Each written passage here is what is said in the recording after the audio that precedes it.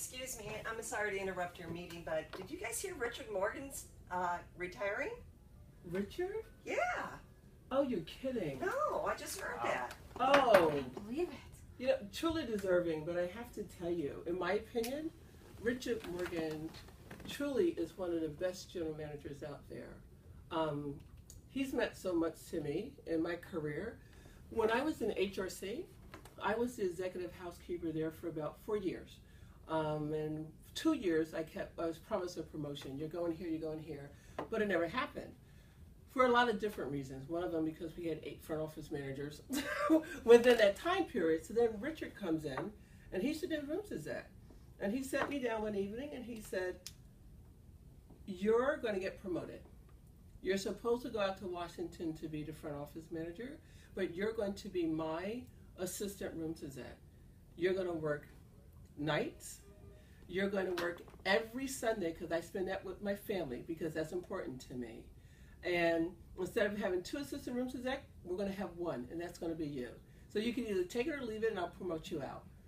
So I just thought that was amazing, that he was so honest with me, right? But that's Richard.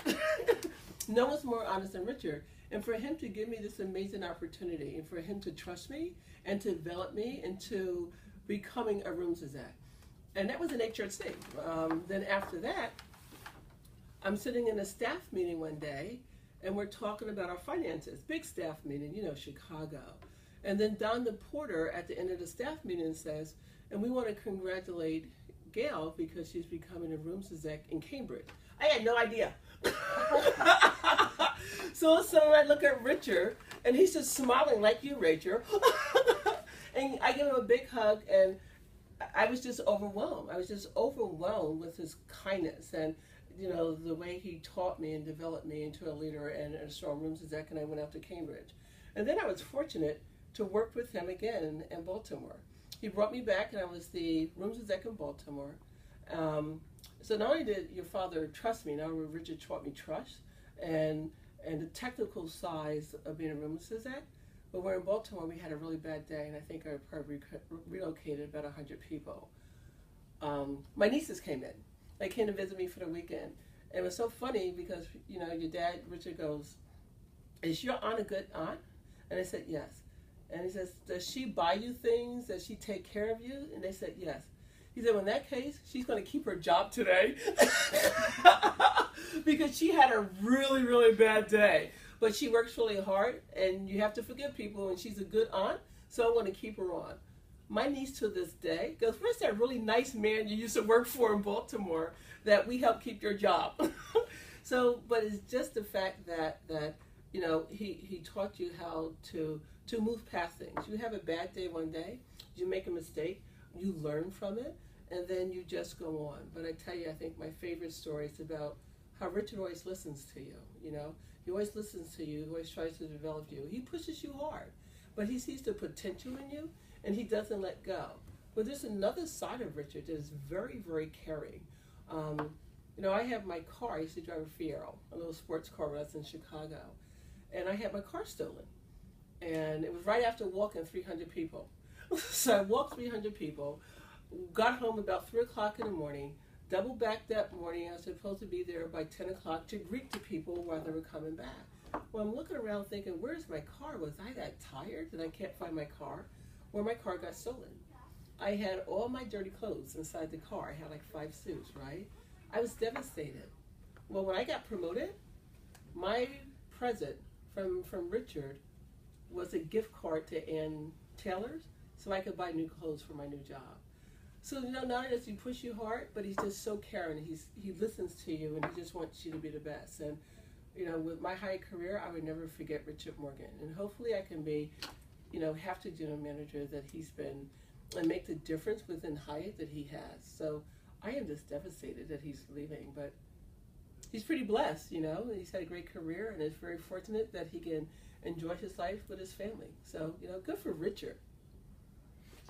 Amazing story. You know, don't let my boyish good looks deceive you. I've actually been with Hyatt now for 20 years, and I started that career in Chicago 20 years ago with Richard Morgan as my general manager. And a guy that looked at a kid from Chicago, born and raised in Chicago, who wasn't quite as polished as some at the time, but he saw potential there and took me under his wing and was an incredible mentor to me and someone who made me feel important.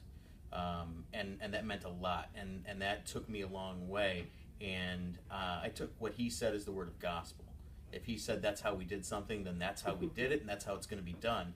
And he taught me not just how to be a hotel manager, he taught me what it meant to be a Hyatt manager, and there is a difference. And over my 20 years, I've worked for Richard 3 different times, and it's funny. One of those occasions, I received a phone call and picked up the phone, and it was Richard on the other line. And he said, "Mario." "Yes, sir." "Do our guests still like you as much as they used to?" And I said, "Sir, I'd like to think that they like me even more now." And he said, "That's great. You're going to come work for me." "Yes, sir. When do you need me there?" And that's how it went. And I would do absolutely anything he needed or wanted me to do because I knew that it was always because it was the right thing to do. And that was my biggest takeaway. I'm a successful director of rooms for Hyatt right now because of what he's taught me and the leadership skills that he passed on to me. And I only hope to be able to have an opportunity to make half the impact he has as a general manager. Fantastic general manager, fantastic man, and I appreciate everything he's done for me in my Hyatt career. Good afternoon. My name is Rachel Morgan, and I am sad and so thrilled at the same time for this wonderful new stage in Mr. Richard Morgan's life, as I always refer to him. I think the most important things I've learned are a little bit different. I have always in my pocket my business cards, mints, and I always wear my name tag. Those are things I always have with me at all points in time. I think some of the most important things I've learned, I have had the pleasure of working at 2 hotels that also coincided, the Hyatt Regency Chicago and the Hyatt Regency O'Hare. When I first started the Hyatt Regency Chicago, Richard told me that I have to meet the most important person there, Pixie Clemens. I had to go and find Pixie. And I thought, how am I going to find Pixie? So I went to every department to try and find Pixie. Pixie is an apartment that was kind of hard to find. And unfortunately, it's a department that's no longer there, so she's in a little bit of a different spot now. But Pixie was in the laundry, and I found Pixie. And you know what? She was the most important person I met there, because when I met Pixie, she told me, "Baby, welcome back!" And Pixie, I think one of the most important things about meeting Pixie was that she welcomed me to the Hyatt Regency Chicago and welcomed me like family. And to her, I was family, and that's what's been wonderful about Hyatt is our family. And so that's what's so wonderful about this new stage is that you're leaving one part of your family, you're going to spend more time with another. Some of the other wonderful things I've learned is that you should never, ever, ever walk past a piece of trash without picking it up. Ever. You should never walk past someone who looks like they may possibly be lost without helping them where to go and walking them in that direction with an open palm. You should always pick up a phone before the second ring. I know it's really third, but before second. You should always answer it correctly. And on the last day of the month, you should make sure that you're making your production. And if you're ever quizzed walking into a hotel, you should know the walk-in rate, what your occupancy is like, and every single group from the smallest to the largest of who's in that day. Because really, that's what's going to be happening. And it's not just the biggest groups that are making the difference, it's the smallest ones too. So, from one family member to all the rest, we're really excited for this next stage. So thank you. Richard,